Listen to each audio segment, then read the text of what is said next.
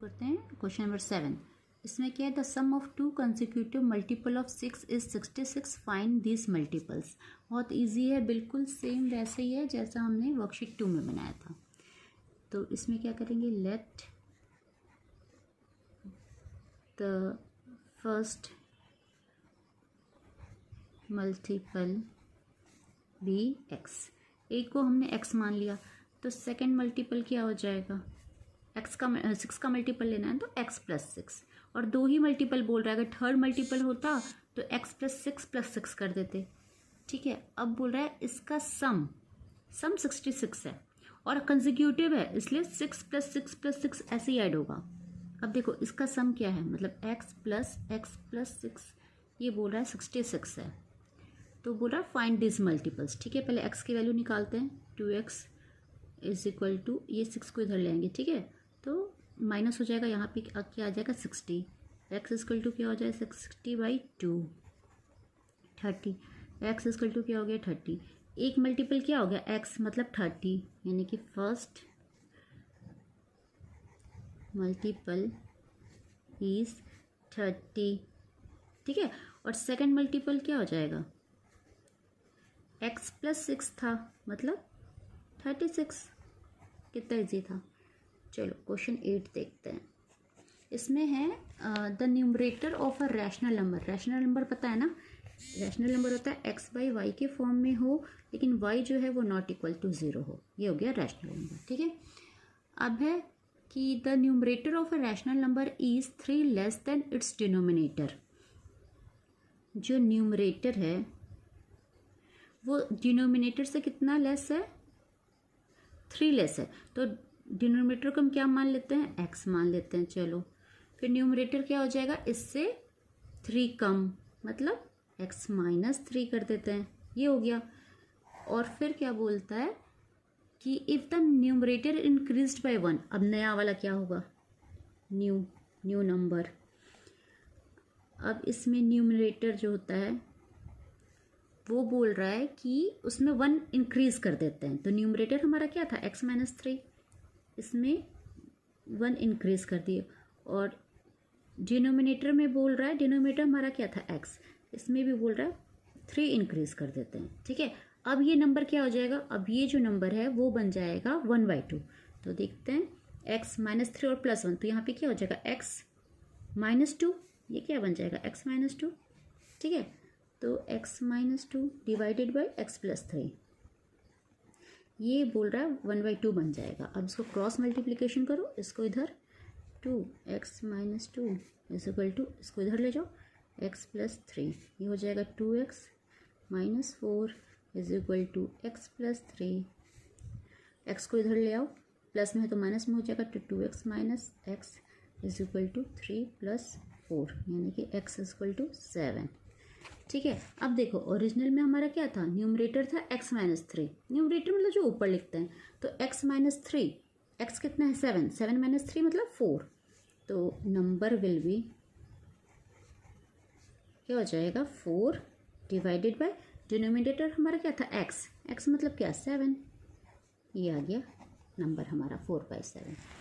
ठीक है, question number 9 देखते हैं। A race boat covers a distance 60 km downstream in 1.5 hours. It covered the distance upstream in 2 hours. The speed of race boat in still water is 35 km per hour. Find the speed of the stream. बिल्कुल same question है जो अपने worksheet 2 का 11 question number देखो, बिल्कुल same है, वैसे हम बनाएंगे बिल्कुल सेम तरीके से। ठीक है, पहले हम क्या जो बोल रहा है ना वो आप लिखते जाओ। हर क्वेश्चन में कोई भी सब्जेक्ट हो, कोई भी मतलब कोई भी टॉपिक हो मैथ्स का, उसमें जो क्वेश्चन बोल रहा है उसको आप लिखते जाओ, और जो फाइंड करना है वो भी लिख दो, देखो आपका आंसर आ जाएगा। जैसे इसमें क्या बोल रहा है, a race boat covers a distance of 60 kilometre downstream. पहले आप लिखो डाउन स्ट्रीम, डिस्टेंस कितना बोल रहा है 60 किलोमीटर। फिर क्या बोल रहा है इन 1.5 आवर, अब टाइम दिया हुआ इसको 1.5 आवर है ना, 1.5 आवर है। It covers the distance up stream in 2 hours. अब लिखो इधर अप स्ट्रीम, टाइम कितना लग रहा है इसको 2 आवर्स।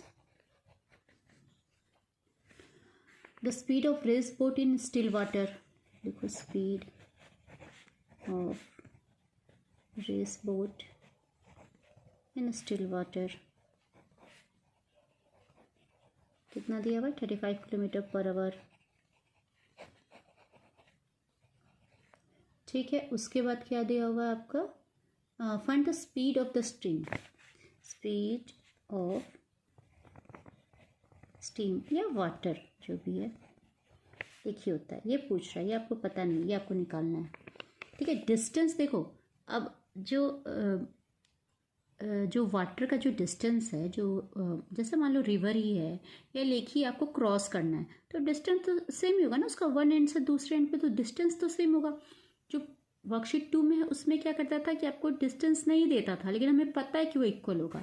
इसमें भी एक का डिस्टेंस नहीं दिया, लेकिन हमें पता है डिस्टेंस तो हर समय सेम होता है, यानी कि डिस्टेंस इसमें भी कितना हो गया, 60 किलोमीटर।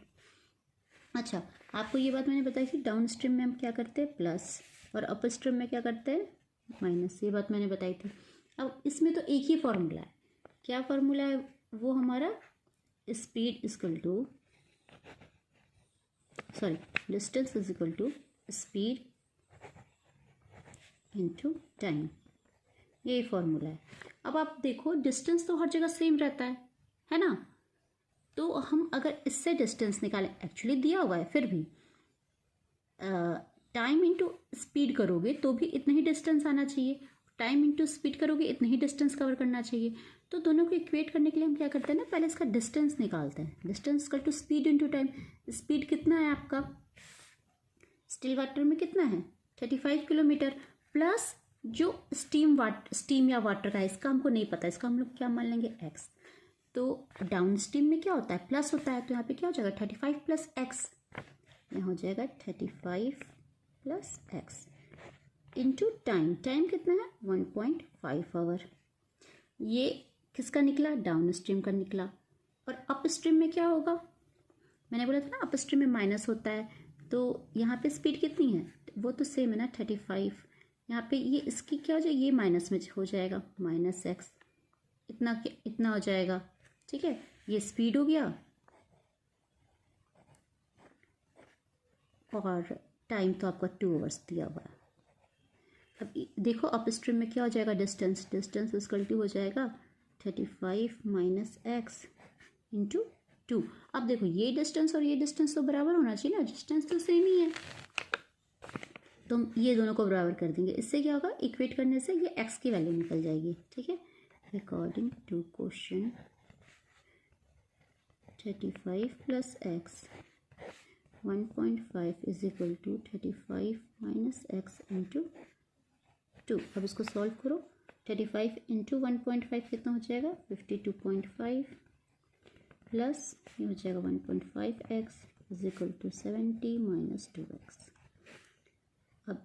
अब क्या करो, इसको इधर ले आओ, तो यहाँ पे क्या हो जाएगा 52.5 minus 70 is equal to minus 2x minus 1.5x। अब इसको माइनस करोगे तो आ जाएगा आपका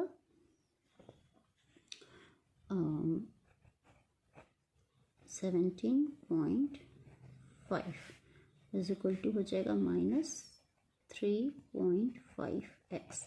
माइनस माइनस यहाँ पे माइनस है, ठीक है, माइनस माइनस हट गया, x इज इक्वल टू क्या हो जाएगा 17.5 डिवाइडेड बाई 3.5। देखो पॉइंट के बाद एक नंबर है, पॉइंट के बाद एक नंबर है, तो पॉइंट हट गया। अब ऊपर बचा 175, नीचे पर 35, इसको कट करोगे तो 5 आएगा। x इज इक्वल टू क्या होगा 5। x आपने क्या लिया था, स्टीम वाटर का लिया था ना, स्पीड ऑफ स्टीम वाटर, और हर समय स्पीड कैसे लेंगे, किलोमीटर पर आवर, तो आप लिख सकते हो स्पीड ऑफ वाटर या स्टीम जो भी है x equal to 5 kilometre per hour. यही पूछ रहा था, यही आपका आंसर हो गया। देखो बहुत इजी है, the side other than hypotenuse of a right angle triangle are in the ratio 3:4। ठीक है, एक राइट एंगल ट्राइंगल है, मतलब ऐसे है, ये राइट एंगल यानी कि 90 डिग्री, ये सिंपल ही मतलब 90 डिग्री हो गया। ठीक है, इसका जो रेशियो है अदर देन हाइपोटेन्यूज, हाइपोटेन्यूज ये होता है ना जो सबसे लंबा होता है, वो हाइपोटेन्यूज बोलते हैं इसको। ये तो ये 3:4 दिया हुआ है, कोई भी ले लो, इसको 4 मान लो, इसको 3 मान लो, कुछ भी। और रेशियो के फॉर्म में दिया तो हम x के फॉर्म में लिखते हैं, इधर 4x कर दिया, इधर 3x कर दिया, ठीक है। रेशियो को उसमें x के फॉर्म में लिख देते हैं। अ rectangle is described on is hypotenuse, ठीक है। अब इसकी जो हाइपोटेन्यूज पे है ना, इसी पे रेक्टेंगल को डिस्क्राइब कर रहा है, मतलब इसी पे रेक्टेंगल को हम बना रहे हैं। The hypotenuse being the longer side of the rectangle. अब रेक्टेंगल मतलब क्या, एक साइड बड़ा एक साइड छोटा, ये होता है ना रेक्टेंगल, एक लंबा फिर ये छोटा फिर ये मतलब ये दोनों इक्वल होते हैं और ये दोनों इक्वल होते हैं। एक लंबा साइड होता है, एक छोटा साइड होता है, तो बोल रहा है जो लंबा साइड है ये इसका हाइपोटेन्यूज है। तो इसका एक रेक्टेंगल बनाओ इसी पे, ये बन गया, ठीक है। अब ये जो होगा साइड, ये साइड इक्वल होगा। अब इस क्या बोलता है, the breadth of a rectangle is 4/5 of its length. जो इसका लेंथ है, लेंथ ये हुआ ना, लेंथ तो ये हुआ, लेंथ का क्या है 4/5, मतलब h का 4/5 क्या है, इसका ब्रेथ है। ये ब्रेथ क्या हो जाएगा, h का 4/5। तो हमें h भी नहीं पता, x भी नहीं पता, एक चीज़ निकालते हैं, सबको ना एक टर्म में ले आओ, या तो h के फॉर्म में या तो x के फॉर्म में। x के फॉर्म में देखो ले आते हैं, क्योंकि ये राइट एंगल ट्राइंगल है, तो आप तो ये तो जानते हो ना, hypotenuse equal to under root ये स्क्वायर प्लस ये स्क्वायर, यही होता है फॉर्मूला। हाइपोटेन्यूज इक्वल टू इसका स्क्वायर मतलब लेंथ का स्क्वायर प्लस बेस का स्क्वायर, हाइट का स्क्वायर प्लस बेस का स्क्वायर। तो हाइट का स्क्वायर करो 4x स्क्वायर प्लस बेस का स्क्वायर करो 3x square, 16x square plus 9x square equal to 25x square. ये हो गया 5 5 25, 5 × 5, ये तो आप जानते ही होगे ना, ऐसे लिखते हैं। फिर अंडर रूट है ना, तो एक पेयर निकाल लेते हैं, तो 5x, ये हो गया आपका हाइपोटेन्यूज, मतलब ये हो गया 5x। अब इसका लेंथ तो हमें पता चल गया 5x, और ये जो चौड़ाई है ब्रेथ, ये कितनी होगी, ब्रेथ इक्वल टू 5x का 4/5, ये दिया हुआ था ना, ये 5 कट गया, तो ब्रेथ हमारी आ गई 4x। अब देखो इसका ना आपको ये दिया हुआ है, पैरामीटर दिया हुआ है, रेक्टेंगल का पैरामीटर दिया हुआ है। रेक्टेंगल का पैरामीटर क्या होता है, 2 × l + b। पैरामीटर आपको दिया हुआ है 180 सेंटीमीटर। l कितना आपको दिया हुआ है, l मतलब h है ना, यहाँ पे l और h एक ही है, l = h, यहाँ पे l = h। ये कितना है 5x, और ब्रेथ कितना निकला था 4x। अब ये इसके साथ मल्टीप्लाई में, पूरे के साथ ये मल्टीप्लाई में ना, तो उसको नीचे ले आओ, 180/2 = 9x, 90 हो गया, 90 = 9x, x = 90/9, x = 10 cm, ठीक है। सब कुछ cm में दिया है, 10 cm। इसमें बोलता है सबसे छोटा साइड बताओ राइट एंगल ट्रायंगल का, तो ऑब्वियसली इसमें देखो 3 है, ये 4 है, तो 3 वाला छोटा होगा ना, और x की वैल्यू हमारी कितने आएगी 10 सेंटीमीटर, तो शॉर्टेस्ट साइड क्या हो जाएगा 3x, ये क्या है 3 × 10 = 30 सेंटीमीटर, यही आंसर है। देखो ये भी बड़ा इजी है। Divide 243 into 3 parts such that half of the first part, 1/3 of the second part and 1/4 of the third part all are equal, ठीक है। एक नंबर है 243, नंबर कितना हमने लिया 243 है। इसका जो पहला पार्ट है ना, इसमें 3 पार्ट किए हुए हैं, तीनों पार्ट हमें पता नहीं है। पार्ट्स क्या हैं, मान लो x है, y है और z है, क्योंकि हमें कुछ पता ही नहीं है। तो पहला पार्ट का हाफ है ना, half of the first part मतलब x/2, पहला पार्ट का हाफ, और दूसरे पार्ट का 1/3 मतलब y का y/3, y का 1/3 मतलब y/3 है, ऐसे भी लिख सकते हो। और फोर्थ का थर्ड पार्ट का फोर्थ मतलब z का 1/4, ये आपस में इक्वल हैं, ये सारे इक्वल हैं बोल रहा है, ठीक है। मतलब क्या हो गया x/2 = y/3 z/4, ये इक्वल है, किसी के इक्वल है। मतलब देखो x/z तो हम ले नहीं सकते हैं, लीनियर इक्वेशन है, 1 वेरिएबल, तो इसकी जगह हम लोग कुछ भी मान सकते हैं, कांस्टेंट मान लो k p, कुछ भी p हमने मान लिया, ठीक है। अब देखो ये इसके बराबर है, ये इसके बराबर है, और ये भी इसके बराबर है। एक एक करके इक्वल करेंगे, क्यों? क्योंकि हम ना सबको ना इसके फॉर्म में ले आएंगे, एक वेरिएबल ले आएंगे, यहाँ पे अलग अलग वेरिएबल है ना, सबको एक के फॉर्म में ले आओ। X by two is equal to p करो तो एक्स इजकल टू क्या होगा 2p, एक को हमने ले आया। Y by three is equal to p करो तो वाई इजकल टू क्या हो जाएगा 3p। Z by four is equal to p करो तो जेड इजकल टू क्या हो जाएगा 4p। देखो अब सारा हम p के फॉर्म में ले आए, एक्स वाई जेड को हम क्या किए p के फॉर्म में ले आए। अब क्या बोलता है अब देखो ये सबका सम कितना हो गया 4 + 3 + 2 9, मतलब ये सारे का सम कितना होना चाहिए था 9 होना चाहिए था। ठीक है 2p + 3p + 4p, ये कितना होना चाहिए 9p। ठीक है तो अब जो कंडीशन दिया हुआ है उसके हिसाब से देखो ये सबको ऐड करके कितना आना चाहिए 9p, और ये सबका ऐड आप दिया भी कितना हुआ है आपको, मतलब ये नंबर कितना दिया है 243 दिया हुआ है। तो अकॉर्डिंग टू क्वेश्चन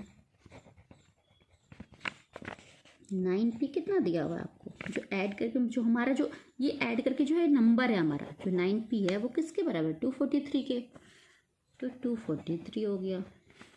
अब p इजकल टू कितना हो जाएगा 243/9, इसको काटो 27 आ जाएगा, p इजकल टू 27।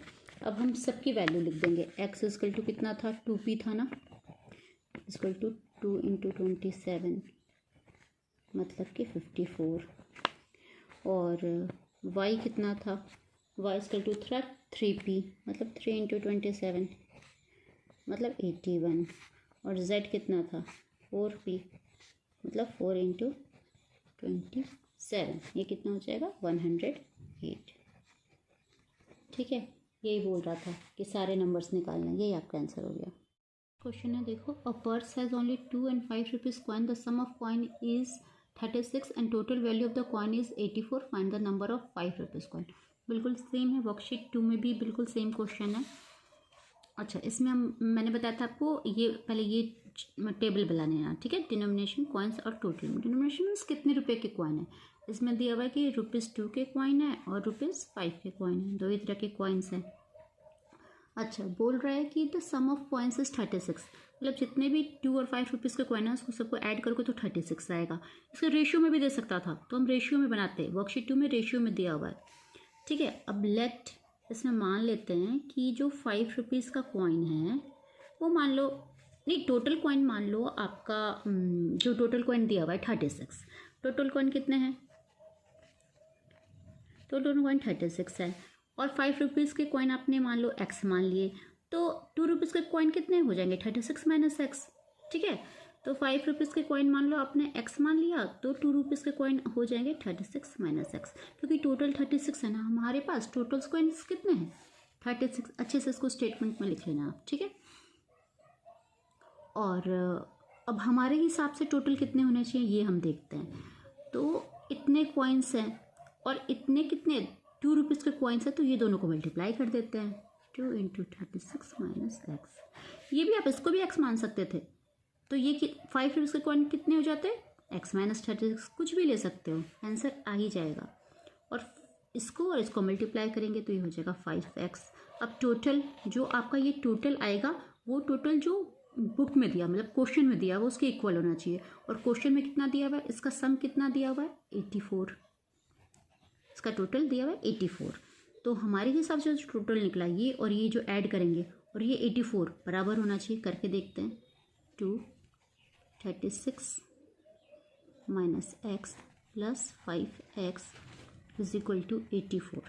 ठीक है अब इसको मल्टीप्लाई करो, 72 - 2x + 5x is equal to 84, ये हो गया 72 + 3x is equal to 84, 3x is equal to 84 - 72, 3x is equal to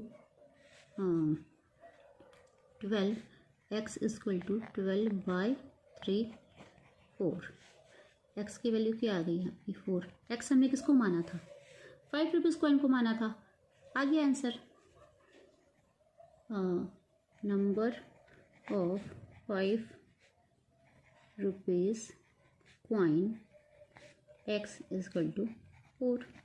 ये आंसर है।